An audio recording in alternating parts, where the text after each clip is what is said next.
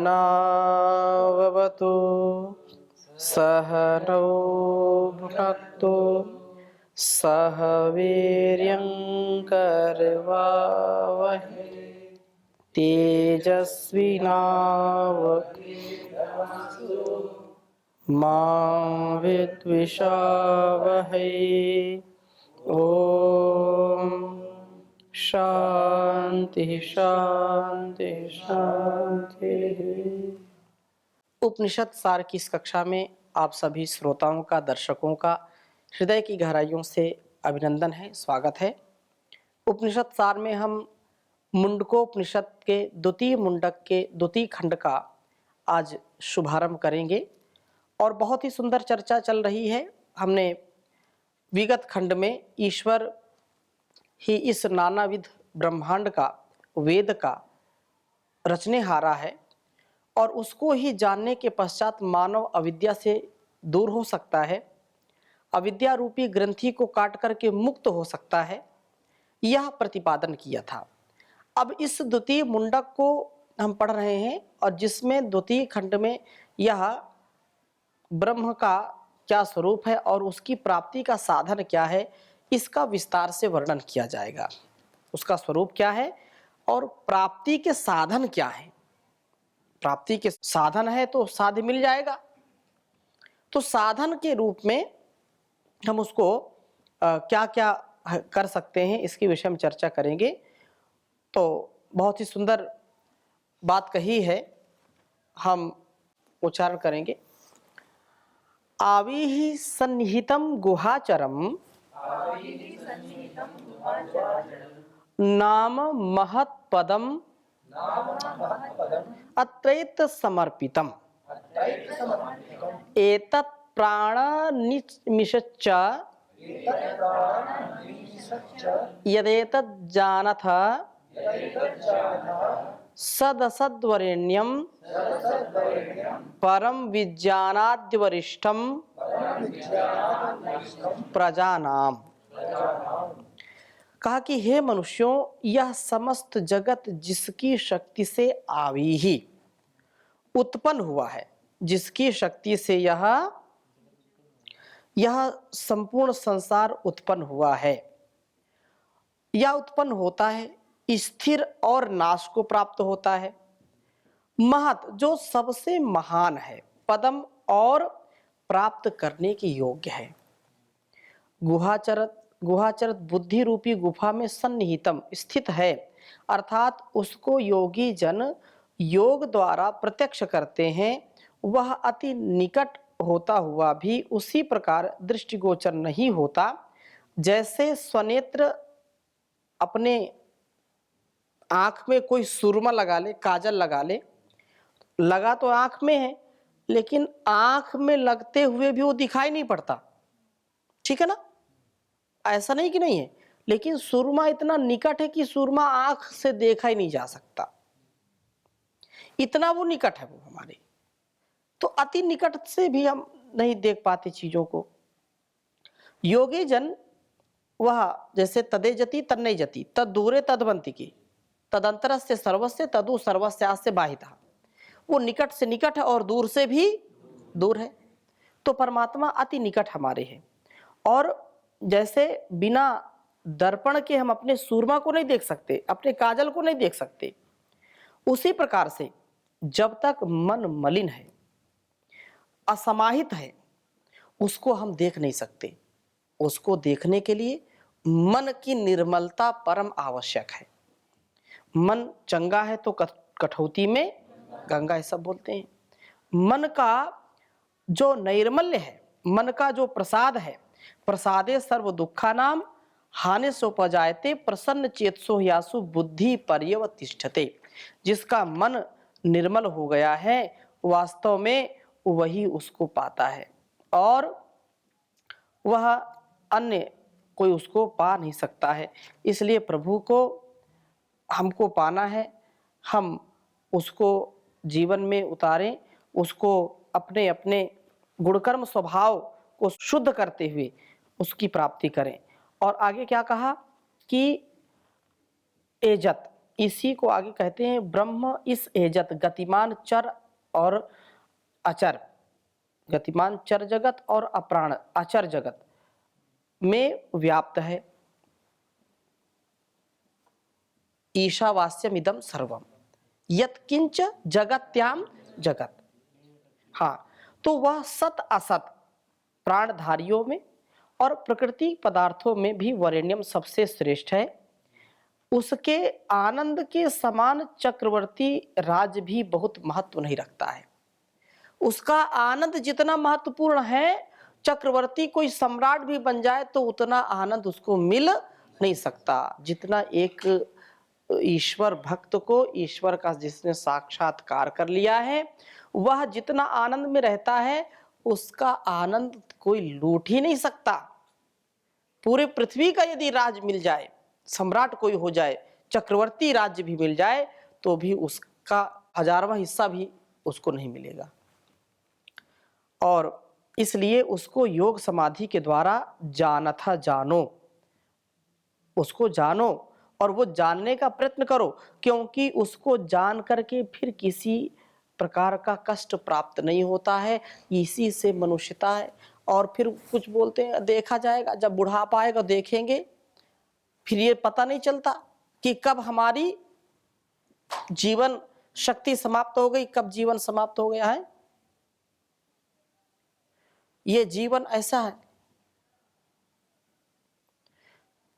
चली जा रही है उम्र धीरे धीरे, हर पलवा आठो पहर धीरे धीरे, बचपन भी जाए बुढ़ापा भी जाए, बचपन भी जाए बुढ़ापा भी जाए, फिर आएगा जवानी भी जाए बुढ़ापा भी जाए, सब कुछ जाए।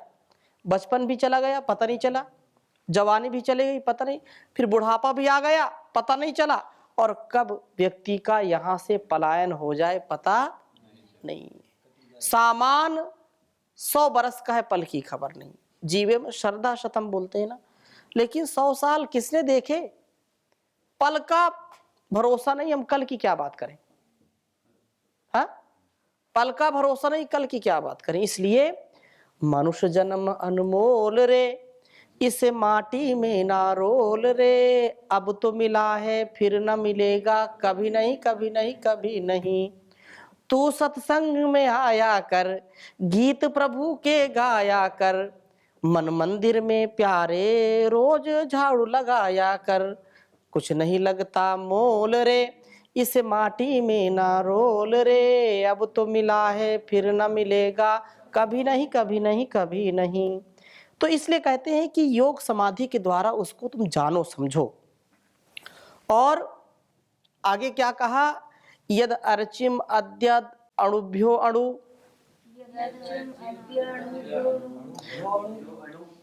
अणुभ्यो अणु चा यस्मिन् लोका निहिता लोकिनश्च, तदेतदक्षरं ब्रह्म स प्राणस्तदु वाङ्मनः,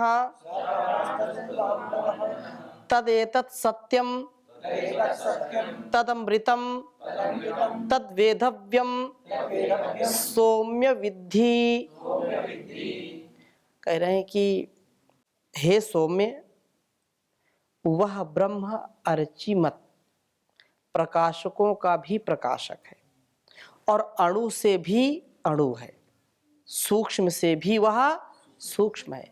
जिस ब्रह्म में यह समस्त लोकांतर लोकिनः और इसमें रहने वाले मनुष्य पशु पक्षी आदि जीवधारी समाविष्ट हैं, उस अक्षरम अविनाशी ब्रह्म की कृपा से अथवा उसके ही आश्रय से यह प्राण, वाणी, मन आदि इंद्रियां अपने अपने कार्य को संपन्न करती हैं, अपने अपने कार्य में प्रवृत्त होती हैं। तदेतद अक्षरम ब्रह्म स प्राणस्तदु वाङ्मनः, ये मन हो, वाणी हो, सारी इंद्रियां उसी से ही चलती हैं, उसी के ही सामर्थ्य से चलती हैं, और संसार में किसी का सामर्थ्य नहीं। तद एतत् सत्यम तद तद अमृतम, ये वास्तव में वही सत्य है, वही अमृत है। सत्यम ज्ञानम अनंतम ब्रह्म, वह वास्तव में ब्रह्म है, वही प्राण है, वही वाक है, वही मन है, वही ये तत् सत्यम सत्य है। अमृत अमृतम, वह अमृत है। हे सौम्य, हे प्यारे, उस वेधने योग्य लक्ष्य को विद्धि तू वेद, जो लक्ष्य प्राप्त करने की योग्य है उसको तुम प्राप्त करो। अब कुछ लोग बोलते हैं कि अरे आज करे सो काल कर, काल करे सो परसों। कबीर क्या कहते हैं? काल करे सो आज कर, आज करे सो अब, काल करे सो आज कर, आज करे सो अब, पल में परलय होएगी, बहुरी करोगे कब रे कबीरा, बहुरी करोगे कब। कबीर कहते हैं कि कल कल कल के ऊपर मत छोड़ो, क्योंकि ये पल आने वाला नहीं है। और फिर जो आलसी प्रमादी होते हैं वो क्या कहते हैं? आज करे सो काल कर, काल करे सो परसों। जल्दी जल्दी क्या करना, भी जीना है वर्षों है, तो ऐसे नहीं करना। अभी वर्षों का क्या भरोसा है, श्वासों का क्या भरोसा, रुक जाए कब कहाँ पर, प्रभु का तू नाम जप ले, यही आसरा यहाँ पर, श्वासों का क्या। तो श्वासों कुछ भरोसा नहीं कब कहाँ रुक जाए, इसलिए यहाँ पर ये कहा तुम लक्ष्य को साधो, प्रणव का ध्यान करो, उसका चिंतन करो। और भर्तृहरि बहुत सुंदर कहते हैं। फिर कुछ लोग बोलते हैं नहीं हम करेंगे, बुढ़ापा आएगा या फिर नौजवानी में आनंद करो, घूमो टहलो खेलो कूदो, और क्या डू ऐस करो। यावत जीवेत सुखम जीवेत, हृदम कृत्वा घृतम पिबेत, भस्मी भूतस्य शरीरस्य पुनरागमनम कुतः। बार बार तो मिलने वाला नहीं, इसलिए खाओ पियो मौज करो, है देखा जाएगा जो होगा। लेकिन भर्तृहरि क्या कहते हैं, यावत् स्वस्थमिदं शरीरमरुजं, यावत् जरा दूरतो, यावत् चेन्द्रियशक्तिरा प्रतिहता, यावत् क्षयो नायुषः, आत्मा श्रेयसि तावदेव विदुषा, कार्यः प्रयत्नो महान्, संदीप्ते भवने तु कूपखननं, प्रद्योद्यमः कीदृशः, प्रद्योद्यमः कीदृशः। संसार में जब तक आप स्वस्थ हैं तन मन से, तब तक जितने अच्छे काम कर सकते हैं आत्मोन्नति के लिए कर लीजिए, क्योंकि किसी का कोई भरोसा नहीं, पता नहीं कब किसका अंत आ जाए। जैसे कोई व्यक्ति है और किसी के घर में जो है आग लग जाए, और आग लग जाए तो फिर बोले कि चलो आग लग गई है, चलो आओ कुआं खोदते हैं, पानी निकालेंगे, फिर आग बुझाएंगे। तो आग तब तक घर को जला करके राख कर देगी जब तक तुम्हारा यह कुआं खोदेगा, तब तक घर राख का ढेर बन जाएगा। तो ऐसे ही ये जीवन बड़ा अनमोल है। अपने लक्ष्य time and target based work करें, टाइम से अपने जीवन और जगत के कल्याण के लिए सतत आगे बढ़ने का प्रयत्न हमको करना चाहिए। और इसी बात को फिर बहुत सुंदर ढंग से आज कह रहे हैं कि अपने लक्ष्य को तुम प्राप्त करो, क्योंकि लक्ष्य के बिना व्यक्ति एक कदम भी आगे नहीं बढ़ पाता। हाँ, अब यहां हम आए हैं तो लक्ष्य बनाया था कक्षा में जाना है। अब कोई रोड पर निकल पड़े, रोड पर जा रहा है और कोई व्यक्ति पूछे भैया कहाँ जा रहे हो, बोल रहे अरे अभी विचार नहीं किया कहाँ जा रहे हैं, पहुंच जाएंगे जहां मन होगा है। ये तो उसको क्या आप अच्छा मानेंगे? वो पता नहीं कहाँ जाए कहाँ ना जाए। इसलिए लक्ष्य की प्राप्ति करनी है तो एक टारगेट, एक लक्ष्य हमको सुनिश्चित करना चाहिए। लक्ष्य नहीं है जिनका जीवन में, ऐसे ही वे रह जाते हैं जैसे बहते हुए पानी में हजारों लाखों पत्ते बह जाते हैं। तो बहना नहीं है, ढहना नहीं है, हमको स्थिरता पूर्वक रहना है। और इसीलिए आगे क्या कह रहे हैं, धनुर्गृहीतोपनिषदम महास्त्रम शरम युपासा निष्तम संधयित आयम्य तद भाव गतेन चेतसा लक्ष्यम तदेवाक्षरम सौम्य विद्धि। अब बात ये कही कि उपनिषद में वर्णित जो प्रणव का स्वरूप है, जो ओंकार का स्वरूप है, उसको हे ब्रह्म जिज्ञासु, हे प्रिय शिष्य, जिन वेद आदि शास्त्रों में, सत्य शास्त्रों में, ऋषि प्रणीत शास्त्रों में ब्रह्म विद्या का वर्णन किया है, उन शास्त्रों की विधि के अनुसार योगाभ्यास करना चाहिए। तद भिन्न अन्य जो अनावश्यक चीजें हैं उन पर ध्यान कभी भी नहीं करना चाहिए। और योगाभ्यास से औपनिषदम, उपनिषद आदि महाशास्त्रों को धनुष बना करके उपासा निशितम, ब्रह्म और जीव में जो अविद्या के कारण अज्ञान जो है, ज्ञान की दूरी हो गई है, उसका दीर्घ काल तक निरंतर अभ्यास रूपी बाण से बींधने का अथवा जानने का भी प्रयत्न करना चाहिए। क्योंकि तद भाव गतेन, जाप के साथ साथ वैसा ही आचरण करने से ही सिद्धि प्राप्त होती है।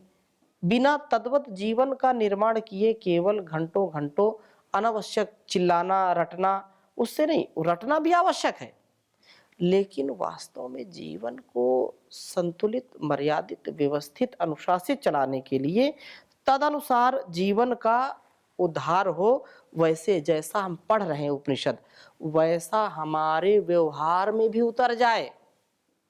जैसा हम सुन रहे, विद्या तभी फलीभूत होती है ना, जब पढ़े जिस चीज को उसको अपने जीवन में उतारें, तब तो विद्या फलीभूत होगी, नहीं तो विद्या फलीभूत नहीं होती है। इसलिए इस बात को कहा है।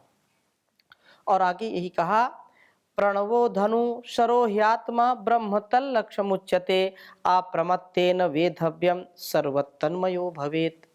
ये कहा कि हे ब्रह्म जिज्ञासुओं, यदि तुम ब्रह्म के आनंद को प्राप्त करना चाहते हो तो उस ब्रह्म के आनंद में अपने आप को लगा दो। अर्थात जो सदा नूतन है, सदा नया सा रहता है, एक रस रहने वाला है, वह ब्रह्म जिसका नाम ओम है, ओंकार है, उस ओंकार को धनुष बना करके जाप करने का आधार बनाओ। उससे भिन्न किसी अन्य का स्मरण मत करो, क्योंकि सभी वेद शास्त्र ओम का ही समर्थन करते हैं, ओंकार का ही वर्णन करते हैं। और सबसे बड़ा यही नाम है, महत्वशाली नाम है। और अपनी आत्मा का जो शर है, अर्थात साधक समझो और ब्रह्म को साध्य जानो, फिर प्रमाद आलस्य रहित होकर के निरंतर समाधि को जो है, समाधि का अभ्यास कम से कम सायं प्रातः थोड़ा थोड़ा करें। सायं प्रातः थोड़ा थोड़ा जब समाधि का या ध्यान का, योग का अनुष्ठान करेंगे तो धीरे धीरे उसमें उन्नति होती जाएगी। ठीक है ना। ओंकार का जप ये बहुत आवश्यक है। ओंकार के जप से हमारा मन पवित्र हो जाता है। यदि परेशान हैं, यदि हताश निराश हैं, तो ओंकार का जप हमारे लिए बहुत बड़ा संबल है।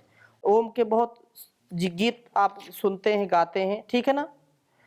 तू है सच्चा पिता सारे संसार का ओम प्यारा, तू ही है रक्षक हमारा, तू ही है रक्षक।